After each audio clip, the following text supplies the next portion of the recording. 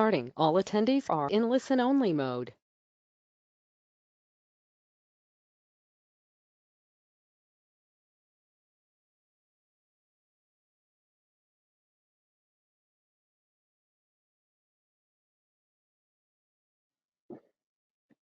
Hi everyone, thank you for joining today's webinar with Jude Blanchette. We're just going to wait a couple more minutes for more attendees to join and then we will begin the session.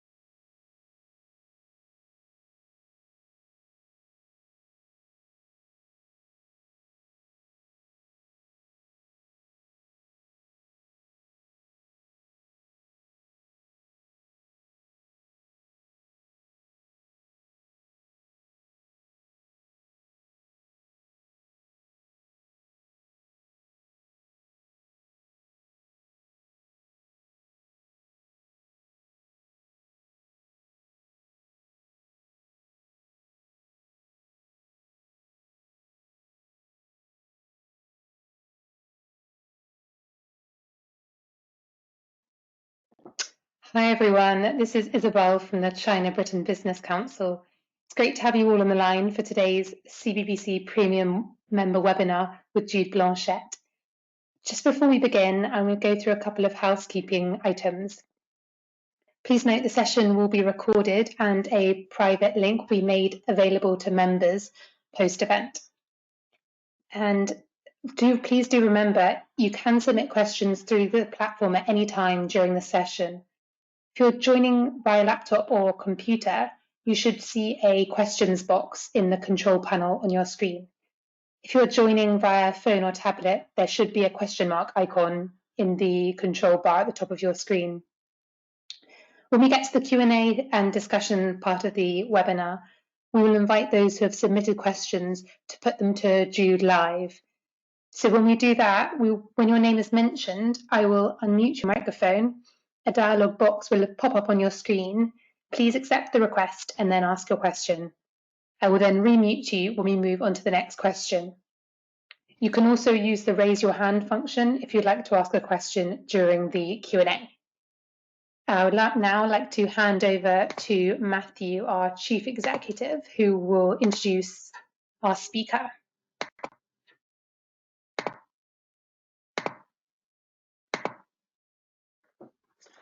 Hello everyone, I'm just adjusting my screen, so hopefully you can all see me. My name is Matthew, and as Paula has kindly said, I am Chief Executive here at CBBC and have the great pleasure of introducing today's premium webinar and today's speaker. We have a treat in store for you because Jude Blanchette, Freeman Chair in China Studies at the Center for Strategic and International Studies in Washington, is going to be speaking to us. CSIS, I'm sure is known to most of us. It's a bipartisan non-profit policy research organization. It dedicates itself to advancing practical ideas to address the world's greatest challenges, particularly with a focus on the future of national security. It's ranked as the #1 think tank in the US, as well as the Defense and National Security Center of Excellence. That's a ranking by the University of Pennsylvania's Global Go to Think Tank Index, so very authoritative. Jude was previously engagement director at the Conference Board's China Center for Economics and Business, based in Beijing, where he researched China's political environment, focusing on the workings of the Communist Party of China and its interactions with overseas companies and investors. But prior to that, he was also assistant director at the 21st Century China Center at the University of California in San Diego. Written a number of publications for great journals like Foreign Affairs, Foreign Policy, and his book, China's New Red Guards, The Return of Radicalism and the Rebirth of Mao Zedong, was published by Oxford University Press in 2019. So lots of follow-up reading for those of you who want to pursue the reading list. There we are. I'm going to shut up and hand over to Jude. I know he's got a wide-ranging set of introductory remarks in store, touching a little bit on the domestic situation in China currently, but also internationally. So we look forward to that for probably 20-25 minutes or so, I guess, Jude, and then we'll get into Q&A. So anyway, without further ado, I'm handing over to Jude. Well, thank you very much. Well, thanks to Isabel and Matthew for setting this up. Also, thank you for the lovely pronunciation of my last name, which I'm not accustomed to here in the United States, where it's a very hard-sounding ending. So I appreciate returning to my French roots. I'm going to try to get through, as Matthew said, some material that hopefully will spark some conversation. As I was mentioning to Matthew and Isabel on the phone yesterday, the difficult thing here is there's now so much happening both domestically in China and then obviously on the international front that it's hard to pick a through line. So what I'll attempt to do here is first talk about what's occurring domestically in China, touching on the economy, touching on some of Xi Jinping's push for economic recovery, and then I will talk about some of the political implications and dynamics. And then I'd like to zoom out and talk about the international situation, where we're seeing, I think, the continuingly deterioration of US-China relations to a point none of us could have conceived of a year ago. And I think we all need to be prepared for a serious and irreparable fracturing of bilateral relations, which is going to have important and dangerous spillover effects for everybody. So I'll get to that. Maybe that's burying the lead to some extent, but I'll get to that towards the tail end of my remarks. So to start out with, let's look at China. It is difficult given top-line propaganda coming out from Beijing, as well as the fire hose of information I'm sure all of you are getting in your inboxes about what is happening on the ground. Let's start with the top line of what we know. China's quarterly numbers came out, growth numbers came out last week at 6.8% decline year on year for Q1. I'm going to say this was a moderate victory in the sense that many of us were worried, given the high politicization of economic statistics in China, that we were going to see them try and put some gloss on this.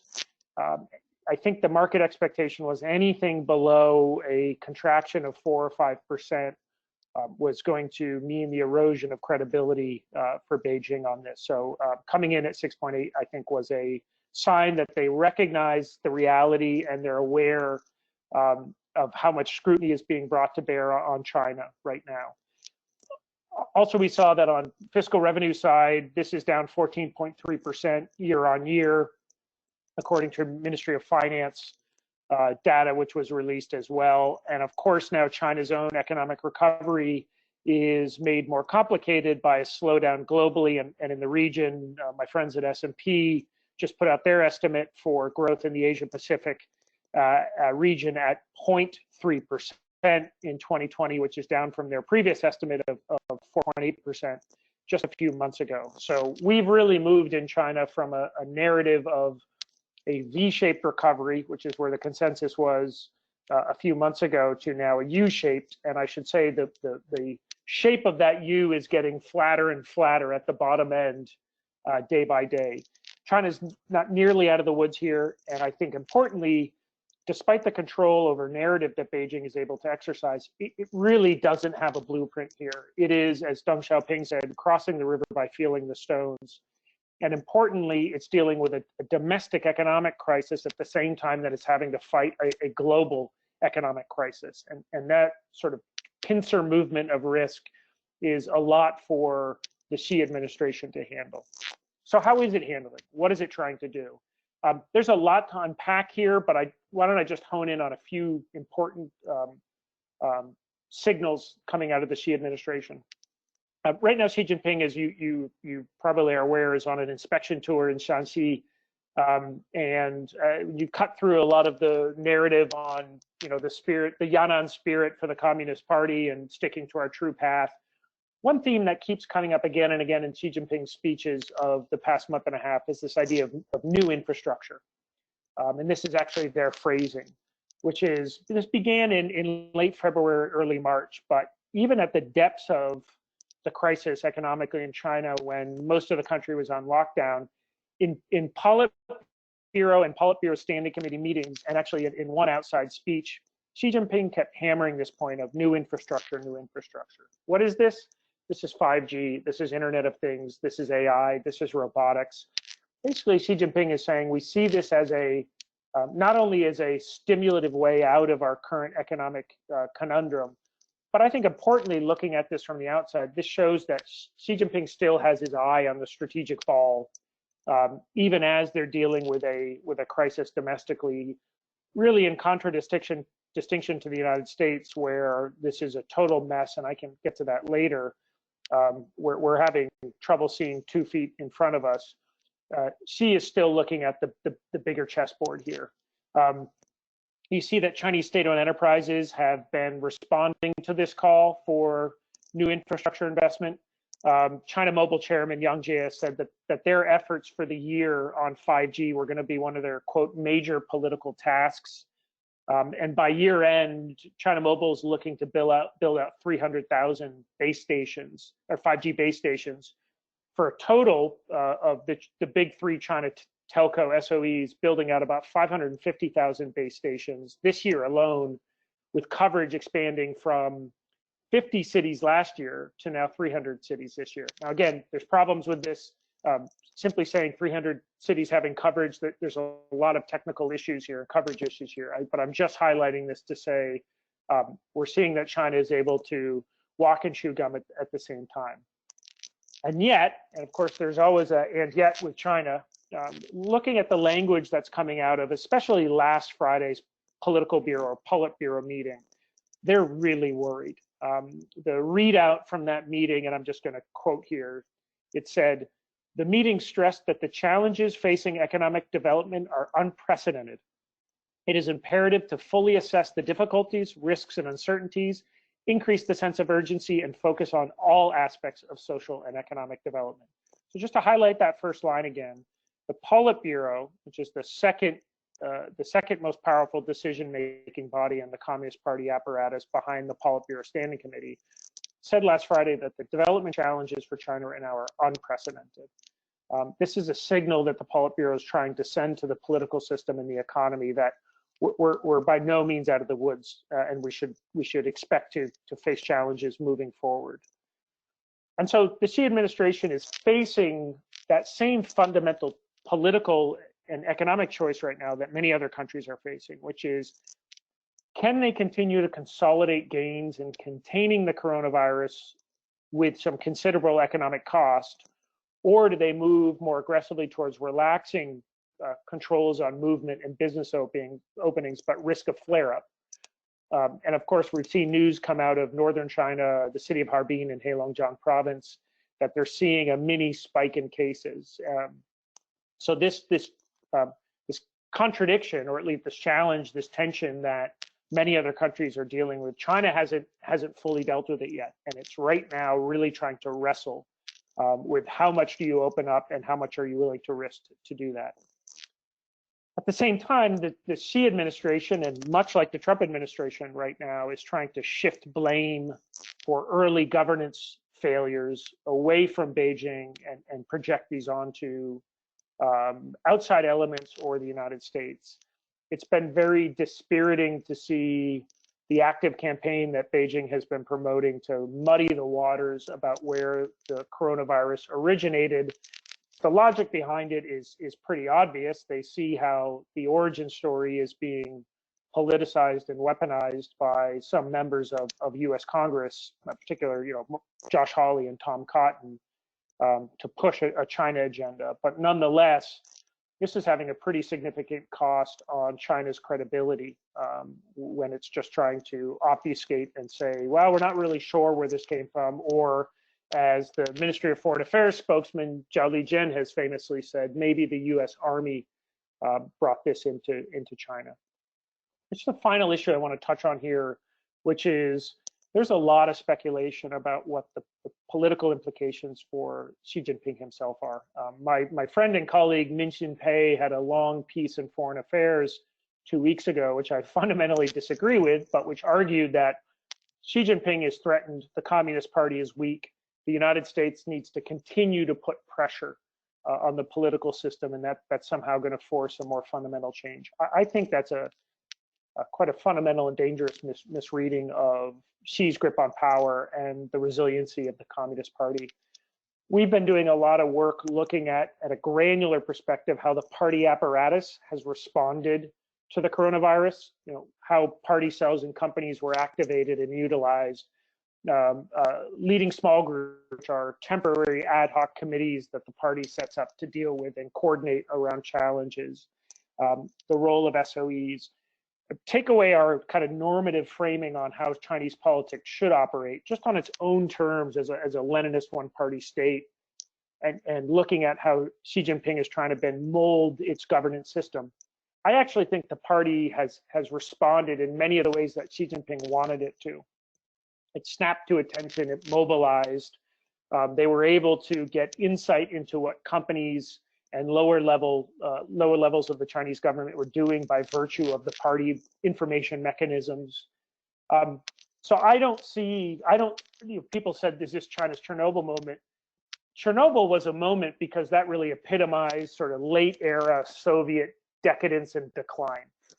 That ain't what we're dealing with the CCP. And while we could rack and stack all of the problems that the party is dealing with, middle income trap, labor unrest, productivity declines, you name it, those are all real. But my assessment is this isn't a kind of a late Soviet Union that we're dealing with.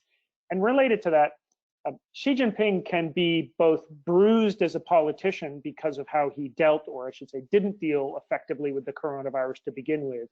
And that doesn't make him somehow at risk of a coup. And I say this for just two reasons. One is the way the United States has been dealing with China over the past couple weeks, really aggressively calling out China. We've got this lawsuit in the state of Missouri saying that citizens can sue China in federal court. This whole campaign by the Trump administration to affix the name Wuhan virus, or as Trump was calling it, the Chinese virus. Really, if anything, that helps take pressure off of Xi Jinping by galvanizing or solidifying support back at home. I think there are many long-term implications of the handling of the coronavirus that Xi Jinping will have to be dealing with, and he certainly has taken a hit on this.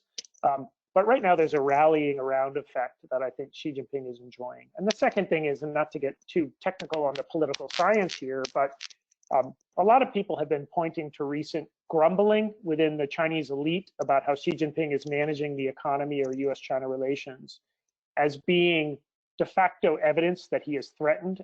And just as from a real standpoint, organizing a leadership change in China is an extraordinary logistics feat. It takes a lot more than grumbling to do that. And we've seen no evidence that this is anything but grumbling. The party doesn't want to see instability within its organizational ranks. And Xi Jinping has grip on a lot of the institutions that you would need to effectively move him out. So I'm looking forward to 2022, which is the next party Congress. That's going to be a time where I think our sensitivities should be heightened about political instability in China.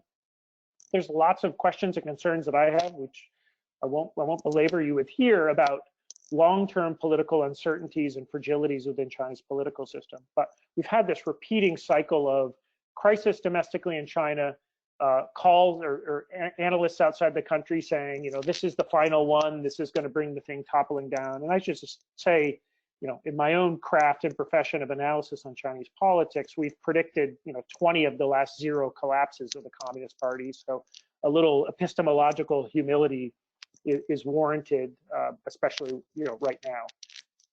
Few final kind of long-term implications for Chinese politics coming from the coronavirus. Connecting what I just said earlier about how the party apparatus has responded, I think out of this crisis, actually, we're likely to see a stronger, more organized party state apparatus, all things considering. Challenges aside, it's just an iron law of crisis within any type of governance system that when you have a shock like a Great Depression or a World War II, the state expands to meet that challenge. And when the challenge recedes, the state shrinks to some extent, but never back to the status quo ante. It's not a new expanded level.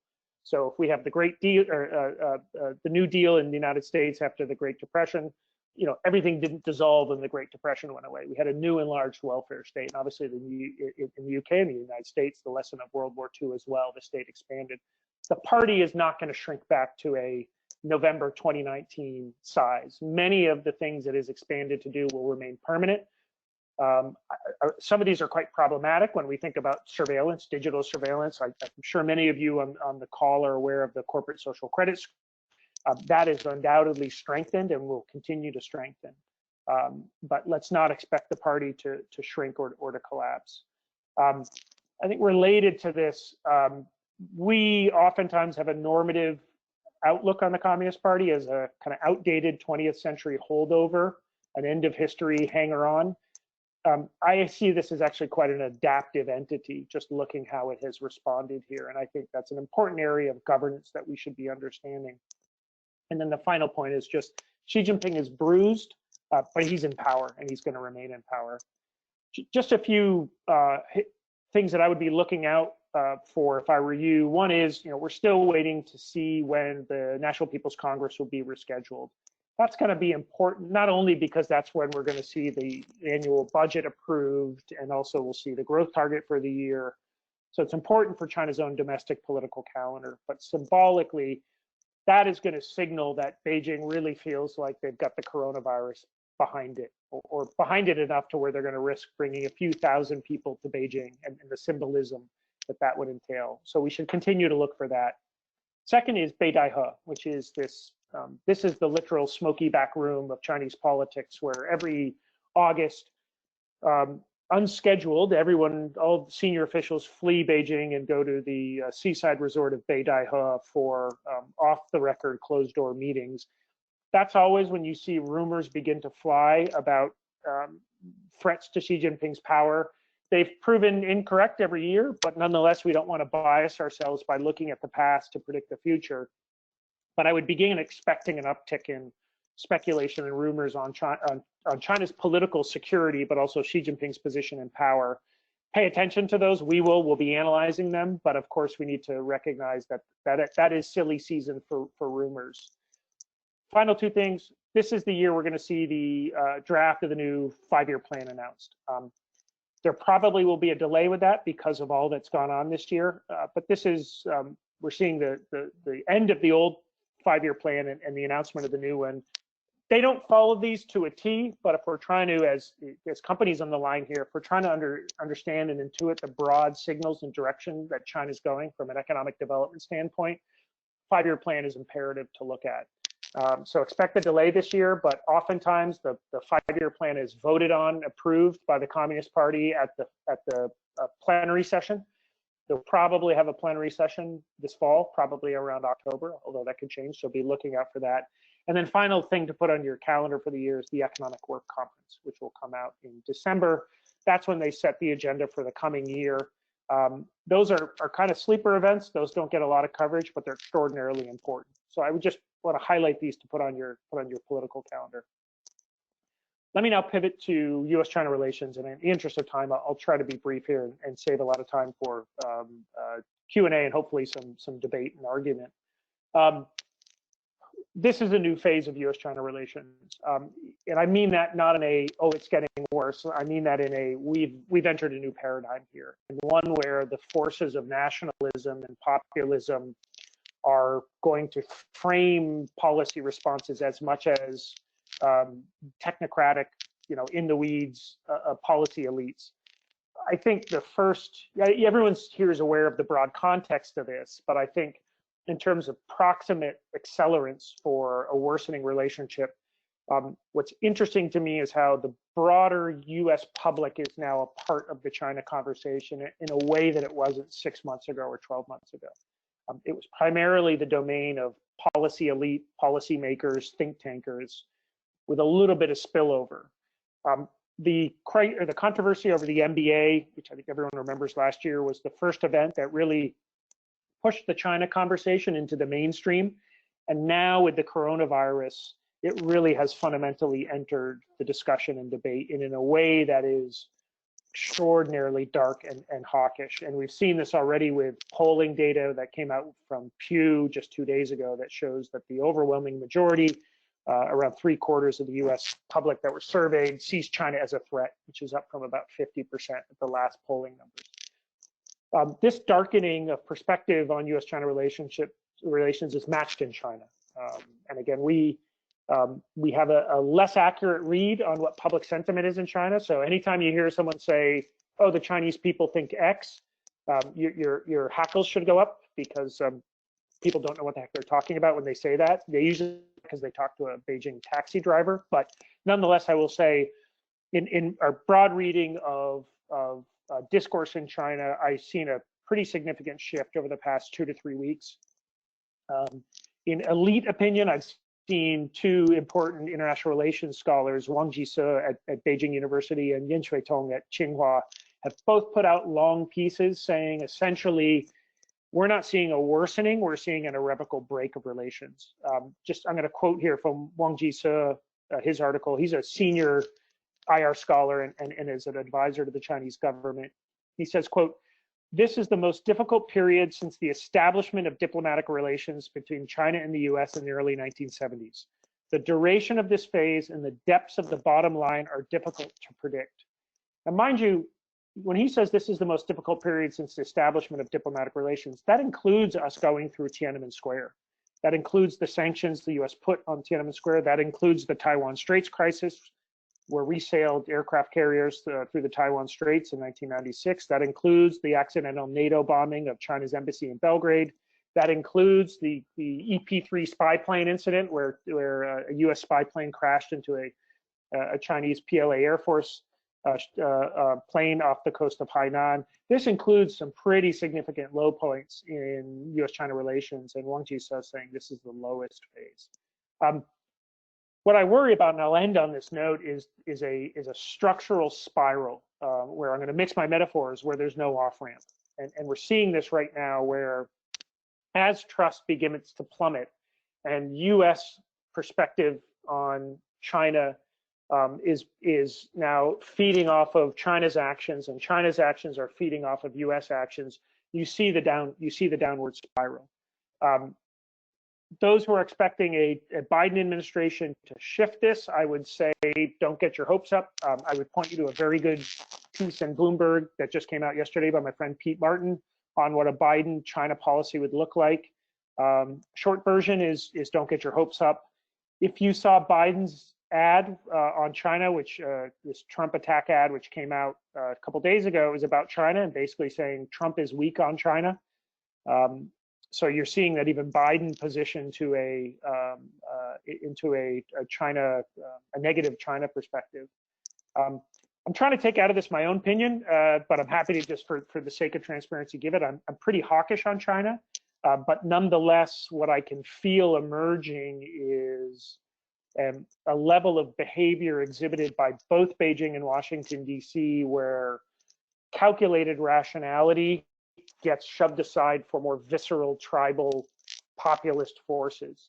And as these levels of trust continue to plummet, any one of the multiplying flashpoints in the relationship could be one that we now can no longer manage.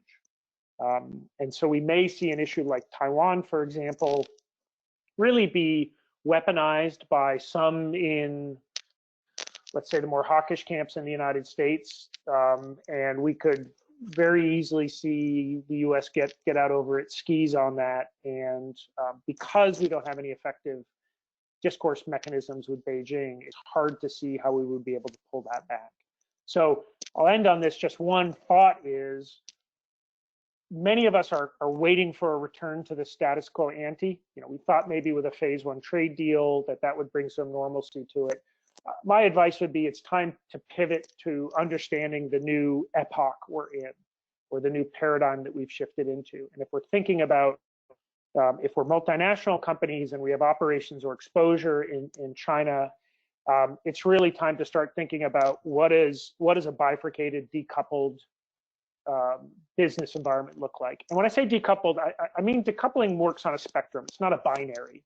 But the question is not, are we going to decouple? Honestly, the question is how much, and that's up for debate. And everyone on this call should be, pushing back or shaping that narrative, because it hasn't been settled. We really don't have that answer. But I would say that there's no argument, viable one anymore in DC, at least, for let's go back to where we were in 2018. The question now is, how do we mitigate the damage, and how do we shape policy in a way where we can, to me, recognize many of the strategic challenges China poses, but at the same time maintain a open, integrated global order. Because right now, the lack of those sorts of solutions that try and split it down the middle is leading to a de facto decoupling. And one where I fear those pushing the decouplist argument underprice the costs of decoupling, and those who want to pretend like China is the same China we were dealing with 2 decades ago are underpricing many of the challenges that China poses as it really integrates itself with the global order. So with that, I will shut up. I really welcome comments, criticisms, concerns, where folks are seeing it different. And I'm also happy to answer, if we want to take the discussion in a totally different way about the US-China relations, happy to answer any questions you may have. Great, thanks very much indeed, Jude. That really set the scene brilliantly for us. Now, let's move into Q&A. As this is a webinar, we are not formally invoking the Chatham House rule, but we do ask everybody to treat this as an opportunity for a private conversation, and therefore to get into some really potentially robust exchanges about these issues. Do use the question function that Isabel mentioned beforehand. That's not got questions showing at the moment. So if you want to signal that you would like to ask a question, please type that in now, please. We do have a couple of questions that have come in already, however, so I'm going to put those to you. One from our friends at Arab, the infrastructure group, asking, and you've said a little bit about this already, Jude, but maybe say a little bit more specifically from the Chinese perspective. What is the impact of COVID likely to be in ideological terms, in terms of the way it changes the Chinese disposition to open up further towards the world, or take an alternative closed door policy? Do you see any impacts from COVID there, either in the short term or longer term? That's a really great, kind of profound question, and I won't do it justice, but if you'll permit me to think out loud. 2 layers of comment I'll give. The first is, I think it's important to highlight that China's perspective on integration and globalization is undergoing a rethink in the same way that almost every other country is going through a rethink of the extent and boundaries of integration and globalization. And it's striking that I don't see many pro-globalization, free trade voices anymore. And so I always want to situate what China's doing within the broader global context, because I think China's having many of the same conversations that countries like the United States or the UK are having about these trade-offs, or the perceived trade-offs between openness and national security, right? Which is a new type of discussion I don't remember us having in the heyday of the 1990s, for example, or the 2000s. I think from the Chinese leadership perspective, coronavirus is likely to strengthen pre-existing feelings about the global economic order and China's place in it. I want to, there's a Fu Chengyu, who anyone who does business with Chinese national oil companies will have heard of him. He's the former chairman of CNOOC, so China National Offshore Oil Corporation, and Sinopec. He gave a really interesting speech last week at a forum for Caixin, the financial magazine. It was real dark, and he said, I'm going to quote it here, "After the epidemic, the external environment for our survival will be more severe. We must prepare for the worst and do our best to achieve the best possible results." That's a dark outlook on what the world looks like. So ideologically, what do I expect? China's always had a strong self-sufficiency narrative baked into it, even since the Mao era, especially since the Mao era. It was able to negotiate and tamper that. You know, obviously, we saw that through most of the reform and opening period. But again, at a granular level, the party was doing a lot to open up to the world and manage ideological criticisms, right? So there's always this narrative of openness equals exposure equals infiltration by outside hostile forces. I'm feeling an uptick of that now.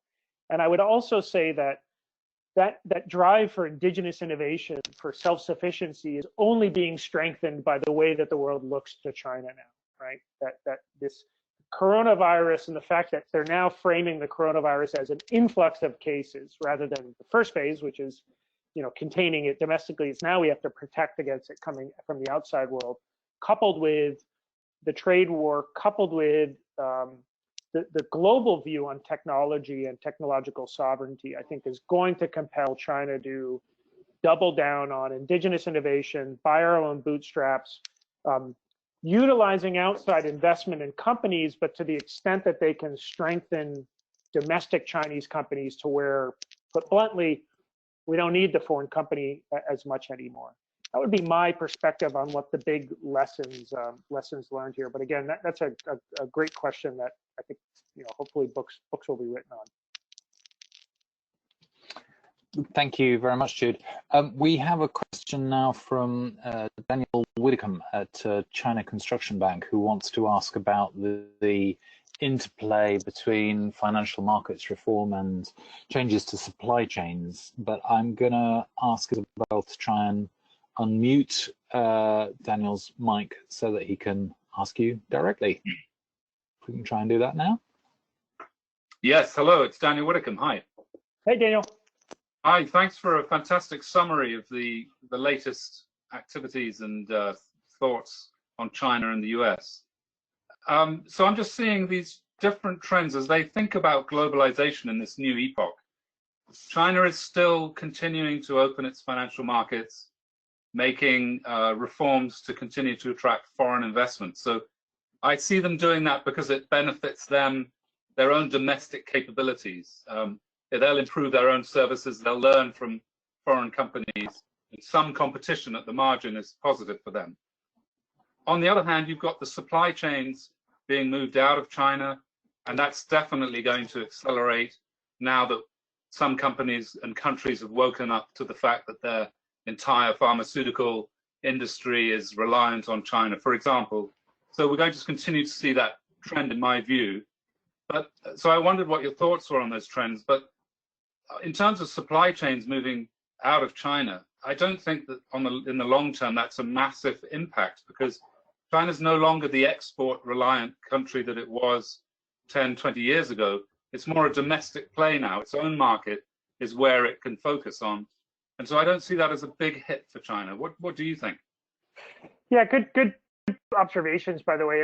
And I think that's right, that we're liberalization and or its inverse is not a kind of a binary that you can pick and choose. It's a menu. And obviously, I don't know if you saw recently in Chaucer magazine, which is the party's top theoretical journal, which I'm sure everyone here is reading regularly. It had an article saying essentially financial services and FDI are our two focuses. That we need the maturation and internationalization of our financial services industry. Basically, we need to be bringing in more expertise, capital, investment. That's a top priority for the party, and especially in this environment of economic stabilization.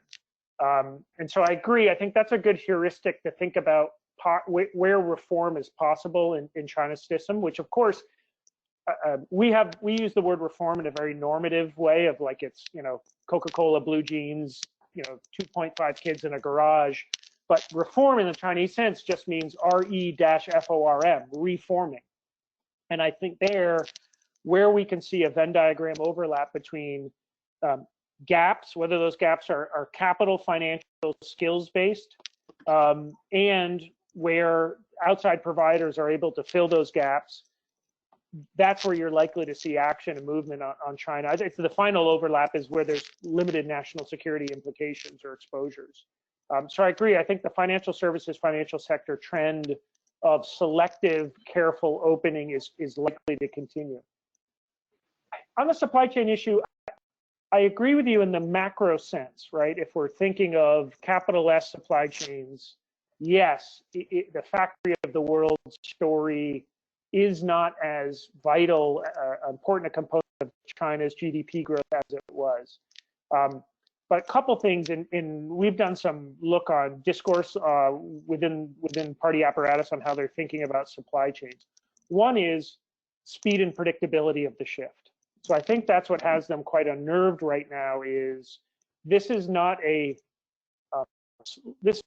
kind of gradual shift of supply chains evenly distributed where you can adjust. This is a rapid, ad hoc, disorganized, and unpredictable shift where it's now compelled by exogenous political forces, where the second and third order effects of these supply chain shifts are difficult to intuit and thus always mitigate. I also think thinking about the strategic perspective here, where are the supply chains going and which inputs and components, I think, is another concern here. And when we get beyond the broader category supply chains and now start looking at specific components, and again, that can run from kind of technological, inputs to rare earths. That's really, I think, which gets them worried. And of course, the inverse of that is this is exactly why the Trump administration is pushing hard on this, is they see supply chains, but especially in key inputs and products, as being still strategically important for China. And therefore, a good way to figure out what the Trump administration is going to do is figure out what China thinks is important, and that's where you're likely to see some pushback. So I totally agree with you in a broad sense, but I think it's really when you start getting down to the 1,000-foot elevation that China gets worried. And again, it's the process and predictability of it. CCP is a remarkably conservative organization. In the Mao era, Mao liked chaos, but this Communist Party really likes control and conservatism, and this is not a conservative world we're living in right now. Thank you. Those are very insightful comments. I think that's right. It's the speed of the dislocation and its specific impact in certain sectors. Thank you very much. Sure, thank you. Great question. Thanks, Daniel, for your contribution.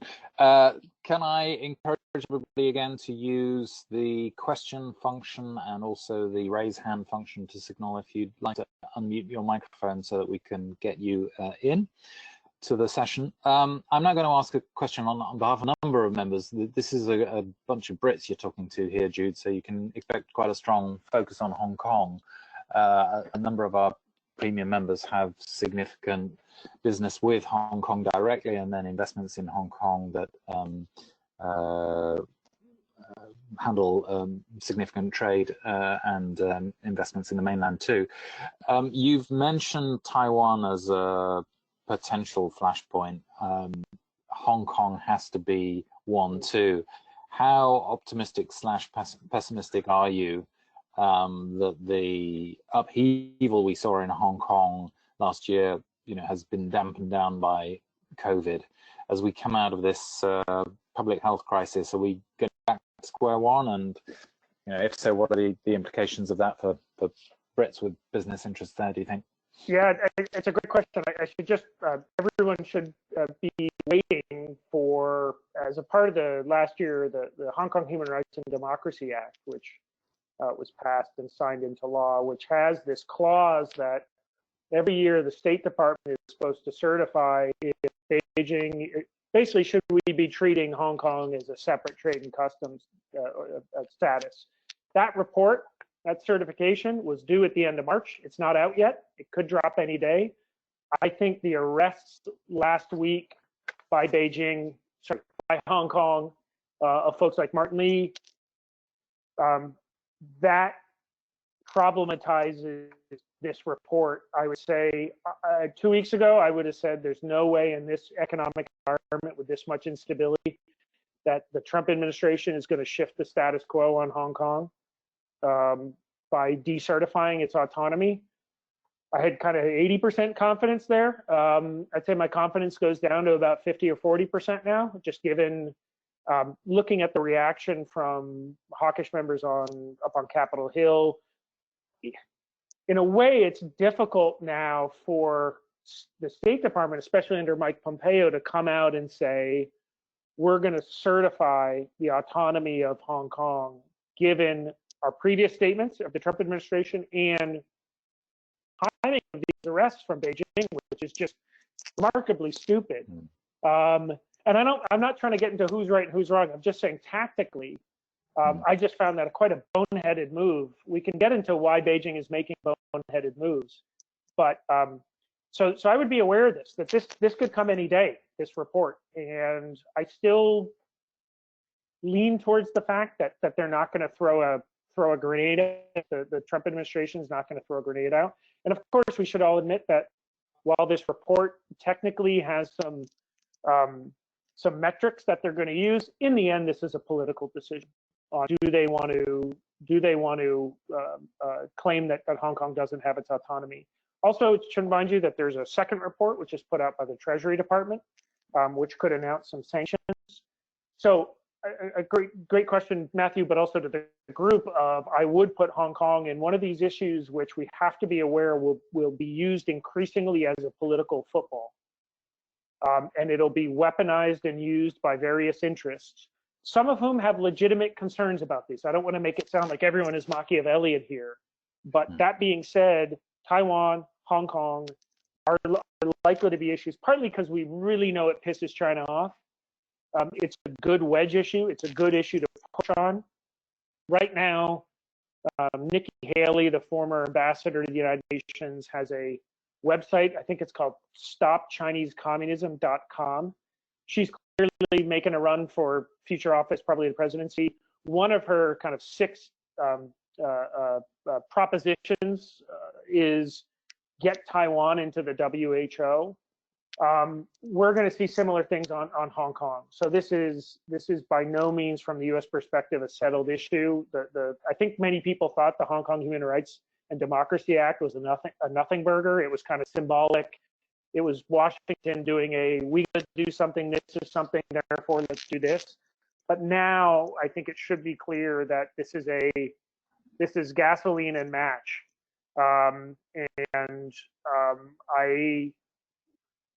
Honestly, I think the decertification of Hong Kong is a when, not an if. I can't imagine on the trajectory we are now of U.S.-China relations, compounded by the fact that Beijing is now structurally acting clumsier and clumsier because of the increasingly tightened political environment where good information is having trouble making it up to the top guy. This is an iron law of autocratic, authoritarian political systems. The more centralized they get, the worse information flows are. It really takes a leader of the confidence of a Deng Xiaoping who could sit back, play chess, or bridge, I should say, and allow a Hu Yaobang and a Zhao Ziyang to kind of manage the day-to-day Beijing doesn't have that confidence. Xi Jinping doesn't have that confidence. He's a guy who likes his finger in every single pie. So the heuristic I think we should expect from Beijing is more decisive action, but more error prone. All the really smart people have talked to and worked with in the Chinese system are all feeling marginalized, are all feeling like it's politics first now in Beijing. So we've got this structural clash of two political systems with two leadership styles, which and domestic politics, and China has domestic politics too. We forget that, but where I think it's safer to be a hawk than it is to be a dove, and that becomes that becomes a spiral effect. And so I think we should all, especially any company on the line, we should be coming up with our map of where are the flashpoints, what are the, like if it's Taiwan or Hong Kong, what are the structural elements we should be looking for? So for example, the yearly certification, and then thinking through if then. And so I think on the, if we do see a decertification of Hong Kong, that's going to be very significant. On the other hand, maybe it just for the risk premium for companies operating in Hong Kong goes up, and it now is like doing business in mainland China.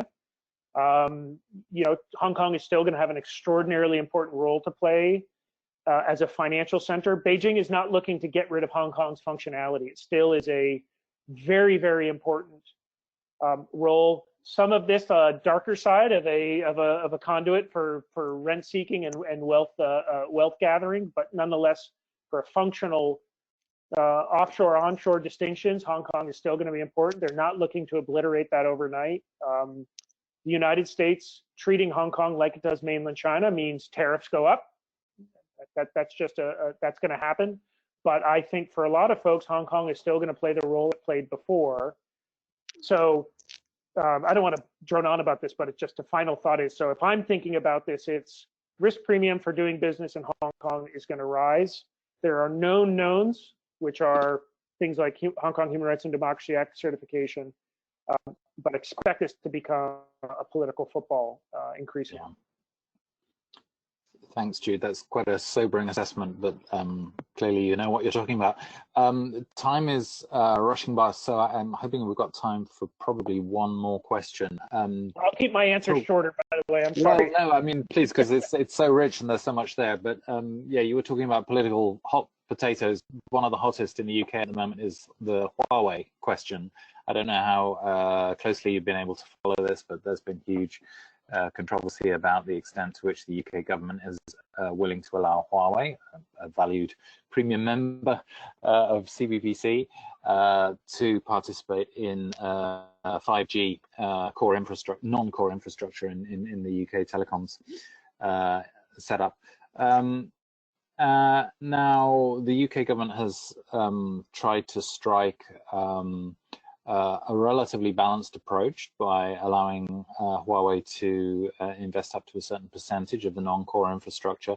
This decision has clearly gone down very badly in the US, but I'm asking you to talk about this less as an American and more as an observer of Chinese responses. Do you think the UK approach is viable, realistic, that it's likely to win acceptance and respect from China, or is it actually whistling in the wind, trying to strike that balance in that way? Yeah, so I appreciate the framing of the question. I think because obviously I can fake my way out of a 5G discussion at the Thanksgiving dinner table, but yes, viable in the near term because Beijing recognizes that on the issue of 5G, partial friends are better than no friends, and it also recognizes the utility of having countries take approaches different from the absolutist approach of the United States. But essentially, what Germany, UK, anyone who's willing to take a non-zero-sum approach is a win for Beijing at this point. The full kit and caboodle is obviously having a full acceptance of 5G on your, Huawei on your 5G networks, but those are, and in a lot of developing countries, that's absolutely a viable model. But right now, Beijing needs developed countries to find a way to have an alternative approach to the US. The model here, obviously, for Beijing is the AIIB model, where the United States looks increasingly distant from reality. And if you get a few early signers on, and we can thank the UK for doing this, it immediately, with AIIB, immediately puts the United States in a defensive posture. And I would say, thinking about this, zooming out and thinking about this, I don't think the United States is winning on this issue. And the United States is punching, it's using all of its financial and political might to try to arm twist people. But, and this is a cliche, it ain't offering viable alternatives. And so I think if I'm Beijing right now, I'm looking positively on anyone who is finding some way to keep us on board, because right now they don't want the United States setting the tone and tempo of how countries should be thinking about 5G. Yeah, thanks very much. We've now only got a few minutes to go, so unless anybody raises a digital hand very immediately, I'm going to thank you, Jude, for sharing your expertise and your insights with us. That was very, very stimulating indeed. I think what is going to happen is that Isabel is going to try and bring up onto our screens details of a couple of upcoming webinars. Here we are, they've popped up. So yep, 30th of April, premium member webinar with Rhodium Group and Merix, very well-known German-based think tank, on 2019 trends for Chinese FDI in Europe and where that's headed and what that means for us. So do look out for that one and register. 5th of May, we're pleased to have the Chinese ambassador, His Excellency Mr. Liu Xiaoming, speaking to us. So that's going to be a big event in the calendar. And the following day, on the 6th, KPMG are delivering with us an update from Shanghai called COVID-19, the Road to Recovery. So please do look out for all of those and register for those if those are of interest. I'd like to thank all the participants in today's event, thank the technical team at CBBC, especially Isabel, but most of all, I would like to thank you, Jude, for contributing so generously and, as I say, insightfully. I hope this is a conversation that we can keep going and have another bite at the cherry at some point, but that was really good. We might ask you back after the Lianghui to get the sequel. That would be great. Sounds good. Thank you very much for having me. Brilliant. So thanks everybody. Thanks for now, and goodbye from CBBC.